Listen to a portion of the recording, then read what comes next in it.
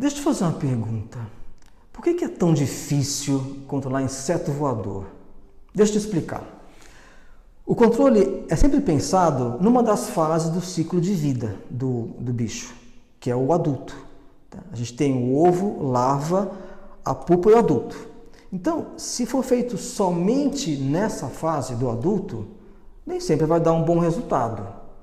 Por exemplo, no caso do mosquito da dengue, o Aedes aegypti, todo mundo sabe que ele vai fazer a postura dos ovos, né, em locais de água parada, água limpa, pode ser um reservatório pequeno, como uma tampa de refrigerante, um pratinho de água, etc. Esses locais têm que ter o cuidado necessário para se evitar que fiquem cheios de água, para que possa ter o controle das larvas, que elas que vão dar origem mais tarde aos adultos. Porque controlar o adulto dentro da sua casa ou do seu escritório não é muito difícil. Se você usar um aerossol, por exemplo, usar um borrifador, usar um dispensador, que é um aparelhinho que você coloca assim, na parede, por exemplo, e de tempos em tempos ele vai borrifando o inseticida. Isso ajuda a ter o controle. Ou aquele repelente químico que você coloca na tomada, né?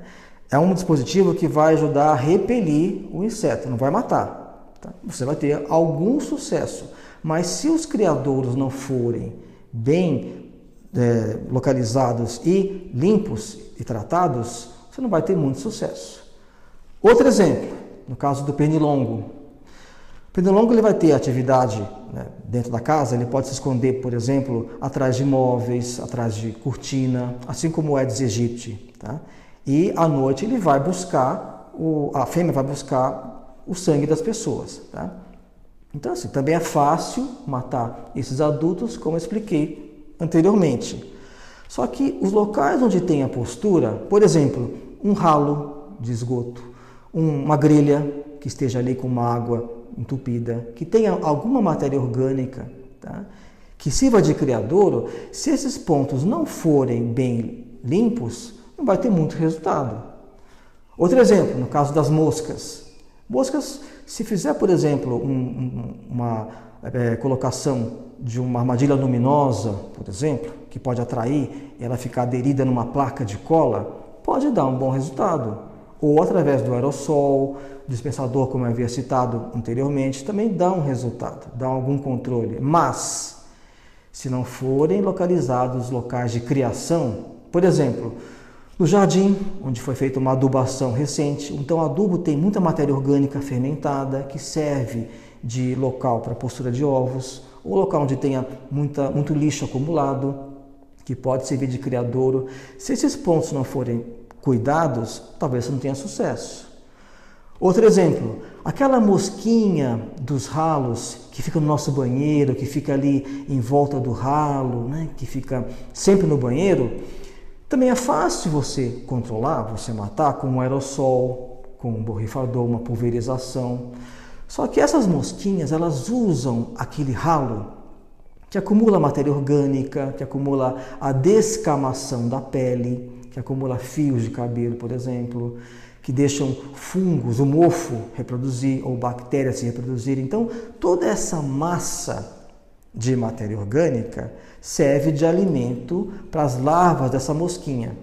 Então, se esses locais não forem, primeiro, muito bem limpos e segundo, bem higienizados, com um cloro, por exemplo, você não vai ter sucesso no controle dessas moscas. Tá?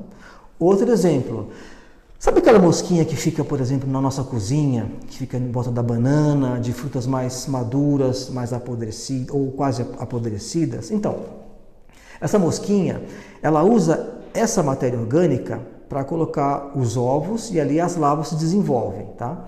Então, para matar os adultos também é fácil. Uma pulverização, um borrifamento, né, com alguma solução inseticida já pode ter um controle. Só que se você não tiver o cuidado de tirar essas frutas ou uma verdura muito madura ou quase em apodrecimento do local, da sua cozinha, as larvas vão continuar ali e vão se desenvolver mais tarde e acabam se desenvolvendo em adultos, não tendo o controle adequado. Mas não basta só você retirar essas frutas, essas verduras mais maduras daquela fruteira, por exemplo. Você também tem que fazer uma limpeza, porque às vezes fica um resto de matéria orgânica na fruteira que pode servir de alimento para as larvas se desenvolverem ali. Resumindo, para um bom controle de insetos voadores, deve-se verificar cada etapa do ciclo de vida desses insetos. Não só o adulto, mas também as larvas e o ambiente onde elas se proliferam tem que passar pelo devido cuidado e devido controle. Qualquer dúvida sobre essas pragas, sobre os pernilongos, mosquitos, a forma de controle, ligue para a Tecnomad. Você sabe, a Tecnomad é especialista no controle de pragas urbanas.